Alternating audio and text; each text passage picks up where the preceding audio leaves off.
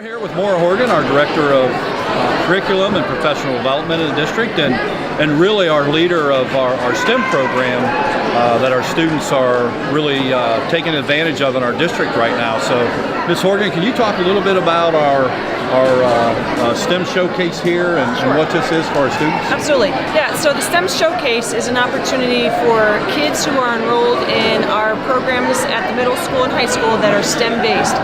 This is our third year of running the STEM showcases.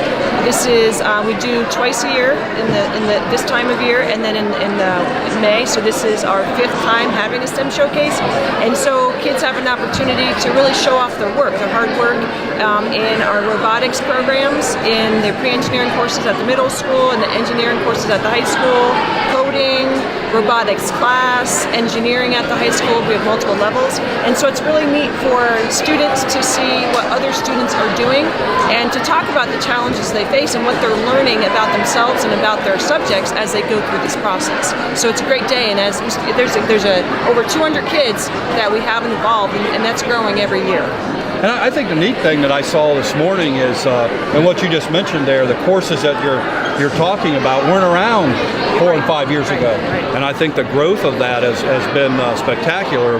But maybe if you could elaborate a little bit more on, so we have the 2 STEM showcases a year, where students show each other things, and then maybe some of the other things that we've instituted in recent years that our kids are taking advantage of. Absolutely. So yeah, Mr. Yu is right. I would say 3 years ago at this point, we did not have any of these courses. So this has been one of those things for us in this district with that initial emphasis, is that we knew we needed to do something, and not just one class at a time, one per year, but just to front load it and put everything out there almost all at once. And what has happened with that is that our interest has grown phenomenally, because you don't know what you are missing until you know it's there. And so now that we have it there, kids we've even put in a STEM camp in the summertime, and that generates a huge amount of interest, and that is most heavily involved. The most heavily involvement with that are elementary kids, which is great. They come excited. That's over 300 people in the summertime. And then our robotics courses, we had 4 teams from the middle school levels compete. 4 teams from each middle school compete in the FLL tournament. We just got our first FTC tournament at the high school first time, and I said with the number of courses, we went from 0 STEM-based specific courses to 8, I believe, from grades 6 through 12. So it's pretty exciting. Yeah, it is very exciting, and again, another thing I like about what this does for our students, it's helping.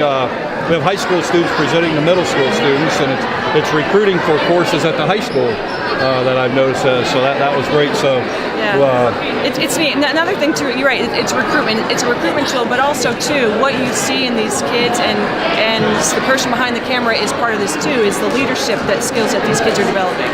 They're learning how to work with each other. They're learning how to troubleshoot with each other. They're becoming more confident in some of the skill sets they have, and also their presentation skills. So it's great, because we're seeing these kids grow, not just as academic leaders, but also too with good citizenship. Yeah, and you're right. The leadership is fabulous that the students are developing, and so we just want to thank you for your leadership in this program, because this program's on fire, and we always talk about it's a great time to be a cat. It's a great time to be a cat, and this is one reason why. So thank you for your leadership. Well, thank you. It's great. It's great. So thank you. All right, so we have a couple high school students here. Would you guys like to introduce yourself, please? All right, my name is Joe Barrett. I'm a sophomore here at Newark High School. My name is Josh Posey. I'm a senior here at Newark. So Joe and Josh are going to explain a little bit about their project that they've shown today at STEM workshop today, and they're going to explain a little bit about their project and what they've learned. So if you guys would talk a little bit about what you've created. Okay. Well, in entrepreneurship, we had the challenge to come up with a problem solution. So we looked at many problems, and as high schoolers, we know as much as anyone else that our headphones get tangled a lot. So we thought a solution to tangled headphones would be perfect for the high schoolers. Yep, so when we were set out to come up with that, we were like, how are we even going to approach this? So we looked at the market, and we were like, there's nothing really like that. So we came up with our own ideas, and we went through a couple prototypes, and we ended up with this. This is the latest version of our product, the Easy Clip. I think it's the best way to protect your headphones and easily store them. And yeah. Would you like to show them how you could store a set of headphones? All right, so this is how it works. So first thing you want to do is lift up this clip right here, insert the input part of your headphones and pull, and then you can just start wrapping it up like this. Then once you got it wrapped up, take this portion right here, and you just want to take it and go up and around, lock it into place right there, take your slack, put it underneath there, you got safely secured headphones. Well, I think you sold a couple hundred of those today when you presented to the other students and staff members. I know I'd certainly buy that. So you guys talk a few minutes about what you learned through the process. Well, we learned that there's a lot of trial and error when it comes to these type of challenges, and you gotta sacrifice your own thoughts or what you think, and you have to work as a group most of all, because without a group you can't get this type of stuff done. Yeah, teamwork is like a necessity, because if one person kind of controls it all, you kind of lose the aspect of the product, and you need the challenging opinion to improve your product anyway. That's what I think is neat about what we have going on here is your creativity is very good, on that, and it's from an entrepreneur class. It's a product that your peers and others would purchase, and so you've done a wonderful job with that. And so I just want to thank you for presenting to the students today, and thanks for your leadership here in our school district. So good stuff. So we're here with a group of students from Wilson Middle School who want to share their project. So Taylor and her teammates, if you would introduce yourself and tell us a little bit about your project. I'm Taylor Wallace, and I'm in 7th grade and go to Wilson, and this is our roller coaster project that we made out of cardstock. And these are my teammates who are also in 7th grade and go to Wilson. My name's Lily, this is Penelope and Mackenzie. And our project is a roller coaster that holds a marble, and it starts way up there and comes down and ends down here. It, of course, is made out of cardstock, and we had to use a lot of tape and beams to make it. This is how it runs.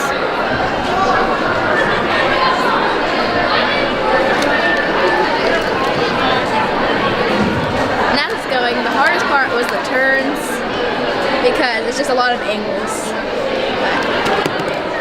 So, and then the marble comes out down here, and like Lily said, the hardest parts were the turns, just because we had to angle them, and when they were angled at a certain point, they'd work just fine, but we also had problems this morning where it would fall out. And some of the easiest parts were just like the straight tracks up here in the loop. They were pretty easy, you just had to get the right speed.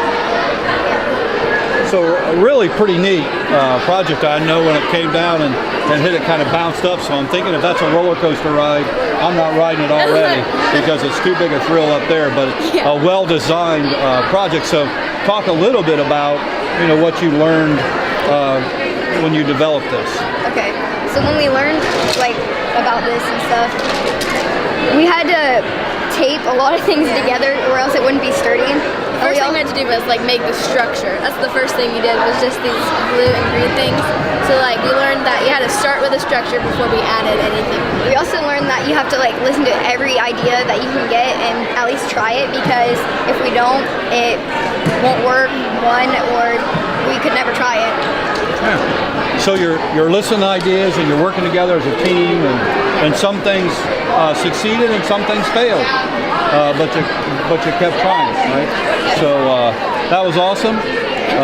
Thanks for your work with this, and I appreciate you sharing this with the other students in the district, and very impressed by this. I know I see a lot of faces I see at the competitions and summer camp and those kind of things. So you guys like this program? Yeah, lots. Love this program. So it was kind of neat for you Did you like the high school students presenting on some of the classes that are offered at the high school? Does that help you in preparing for your future on what classes you might want to take? Yeah, I think it'll be cool to learn about all the other classes that we could take.